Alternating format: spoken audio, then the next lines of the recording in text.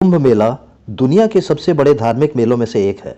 यह भारत की पवित्र नदियों पर आयोजित होने वाला दुनिया का सबसे बड़ा आध्यात्मिक समागम है। इस मेले में लाखों करोड़ों श्रद्धालुओं की भीड़ एकत्रित होती है, जो अपनी धर्म के प्रति अटूट आस्था दिखाती है।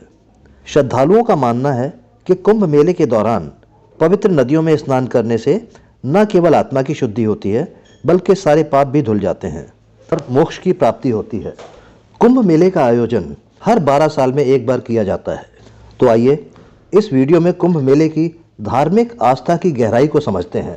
कुछ ग्रंथों में यह उल्लेख मिलता है कि कुंभ मेले का आयोजन सतयुग से चलता आ रहा है, परंतु इसका विस्तार से वर्णन नहीं मिलता।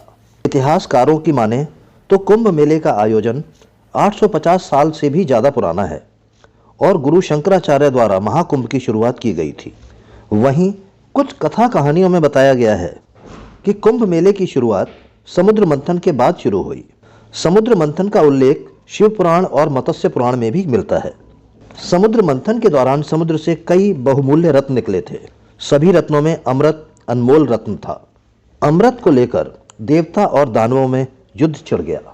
इस युद्ध के दौरान अमृत की छीना झपटी में अमृत की कुछ बूंदें अमृत कलश से धरती की 4 जगहों यानी प्रयागराज, हरिद्वार, उज्जैन और नासिक में गिर गई थीं। आप सभी जानते हैं कि कलश को कुंभ भी कहा जाता है। इसी कारण इन चारों जगह पर होने वाले इस अनुष्ठान का नाम कुंभ रखा गया। देवताओं और दानवों के बीच यह युद्ध 12 दिनों तक चला। वैदिक शास्त्रों के अनुसार देवताओं का एक दिन मनुष्यों के 1 वर्ष के बराबर होता है। इसी कारण कुंभ का मेला हर 12 साल के अंतराल के बाद आयोजित किया जाता है। प्रत्येक 12वें वर्ष के अतिरिक्त प्रयाग में 2 कुंभ पर्वों के बीच 6 वर्षों के अंतराल में अर्ध कुंभ भी आयोजित किया जाता है। 2013 में कुंभ मेले के बाद 2019 में प्रयाग में अर्ध कुंभ का आयोजन हुआ था और अब 2025 में पुनः कुंभ मेले का आयोजन हो रहा है। नासिक में अब से पहले 2015 में कुंभ मेले का आयोजन हुआ था और अब 2027 में नासिक में अगला कुंभ मेला लगेगा। उज्जैन में 2016 में पिछला कुंभ मेला लगा था और अब 2028 में अगला कुंभ मेला लगेगा। इसी प्रकार हरिद्वार में पिछला कुंभ मेला 2021 में लगा था और अगला कुंभ मेला 2033 में आयोजित होगा।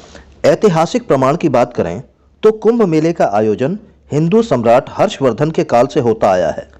चीनी यात्री ह्वेनसांग ने भी अपनी पुस्तक में भारत यात्रा के दौरान कुंभ मेले के बारे में लिखा है। सम्राट हर्षवर्धन के समय में कुंभ मेले का आयोजन किया जाता था। उन्होंने सन्यासी अखाड़ों के लिए संगम तट पर शाही स्नान की परंपरा शुरू की। इसी परंपरा को आगे बढ़ाते हुए आदि गुरु शंकराचार्य और उनके शिष्यों द्वारा सन्यासी अखाड़ों के लिए संगम तट पर शाही स्नान की व्यवस्था की जाती थी। तब से यह परंपरा लगातार चलती आ रही है और कुंभ मेले का आयोजन प्रयागराज, उज्जैन, नासिक और हरिद्वार में होता आ रहा है। इस साल 13 जनवरी से लगने वाला कुंभ का मेला सबसे खास मेला है, क्योंकि यह कुंभ नहीं महाकुंभ का मेला है। क्योंकि अब की बार 144 साल बाद पूर्ण महाकुंभ का मेला लग रहा है।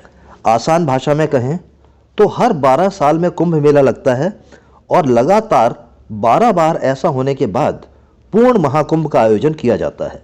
इस बार इस ऐतिहासिक महाकुंभ का आयोजन प्रयागराज में हो रहा है।